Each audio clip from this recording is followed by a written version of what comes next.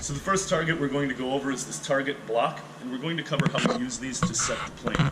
So if you notice, each of your blocks has this bold black line on it, and each one of them has a small arrow pointing to that line with the word set plane below it. So that's letting us know we're using this line to set the plane. When we position these blocks, we need to make sure that that arrow is always pointing up. As far as where we set these, our first block is going to be on the far left of the job, on the front edge of our cabinet base. Our second block is going to be somewhere in the center of the job, at the back of the cabinet base. And lastly, our third block is going to be all the way over here on the right-hand side, again at the front of the cabinet base. What we want to do with these blocks is always try to make sure that we're setting those up to cover as much space of the job as possible to keep that plane as level as we can. So the next use that we're going to cover using these target blocks is going to involve these red lines. So you'll notice that each block has a series of 3 red lines on it with some thin black arrows pointing to those lines and dimensions written next to those arrows. So what this is letting us know is this top line is exactly 2 inches from our bottom edge, the bottom line is a 1/2 inch from this edge, and this line is a 1/2 inch from this lower edge. A situation that we could use these known dimensions would be if our laser is set up, say here for example, and we need to capture this panel. Obviously we're not going to be able to shoot directly onto it, so we're going to be able to use these blocks with those known dimensions to capture that. The way we do this is we're going to make sure that these arrows on these blocks are pointed away from the panel that we're trying to capture. And as you can see, I've got 2 of them set up. We need 2 blocks for a straight line. And what we're going to do is shoot the 2-inch line at the back and shoot the 2-inch line here at the front, making sure that these blocks are flush against this panel. That's going to generate a line at exactly the angle this panel is traveling in, and all we have to do is use the software to edit that line and move it out 2 inches to capture the exact position.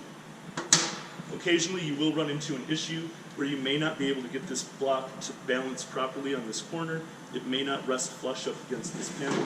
In those situations, we're going to use one of our target pins. You will notice where these red lines intersect, there's a hole on each of your blocks, so I know that this pin is exactly 2 inches from this side. What I can do with that is now rest that block on its side, and rather than shooting directly onto the red line in this situation, I can now shoot onto that pin, and I'll still offset that line out 2 inches to capture where that panel actually is.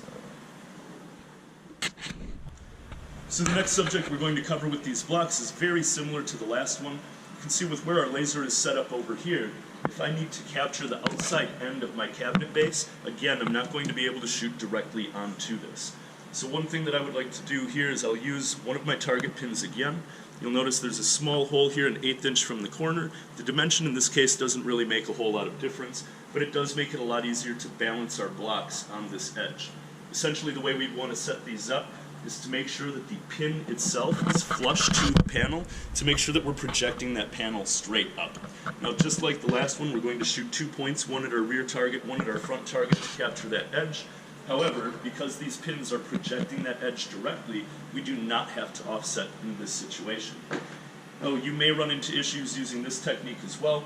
I actually have one here on my cabinet base where my filler panel is a 1/16 of an inch higher than my cabinet panel itself. So getting these to rest properly and getting this pin flush is almost impossible. What we can do in that situation is remove that pin. I'm going to turn this block on its side. I'm going to rest it on top of the cabinet base, but make sure that I'm placing it ahead of this raised panel so that the block rests flush. Now what I'm doing in this situation is using my red line instead of the pin, and I'm making sure that that red line is perfectly in line with the edge of my cabinet base here, so I can shoot my red line at the front, and I would shoot a second red line at the back to capture this edge. So the next use for these blocks is going to be if we're not able to, for whatever reason, set up our laser in front of our sync center. The easiest way to ensure that we're getting an accurate sync center location is again to use this pin with the block, balance our block on top of our cabinet base, and you want to make sure that not only is that pin flush against our panel, but it should be lined up with your mark for your center of your sync. Point that flat portion back towards the laser so we can shoot that from any location of the job.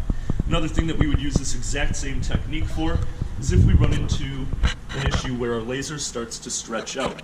So anytime this laser gets more than 1/2 inch long, I'm going to use one of these blocks, push that pin flush up against the panel, and rather than shooting onto the panel itself, I'm going to walk that laser up and shoot directly onto this pin instead, making sure that I've centered that laser as best as I can. So the last target block we're going to cover here is going to be your scribe block. So this is the one that has that cut coming through it.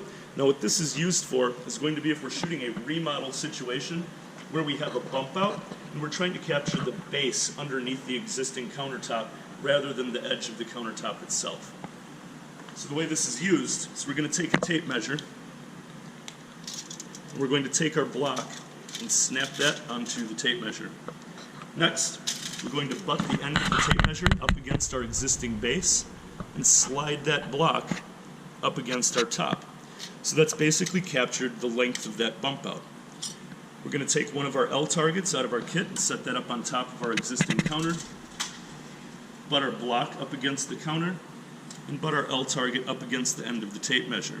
Now what that does is that makes sure that our L target is exactly in line with our base here, so we're able to shoot this position from the opposite side of our island. Now the tape measure itself is going to make a difference. If you try to use a 1/2 inch or 3/4 inch wide tape, this block is going to slide all over. The stiffer your tape measure is, the more secure that block is. You can see it really doesn't move a whole lot if I've got it on the right tape measure.